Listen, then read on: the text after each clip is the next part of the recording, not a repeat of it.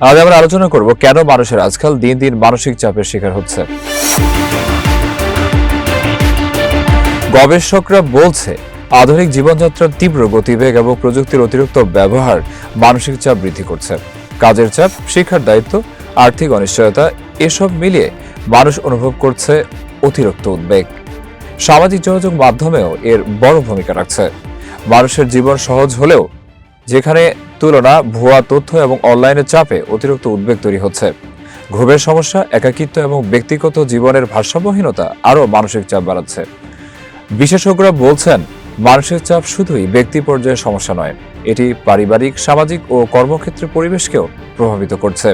তাই এর মোকাবেলায় প্রয়োজন সচেতনতা, মানসিক বিশ্রাম এবং সময় মতো পেশাদার সাহায্য নেওয়া।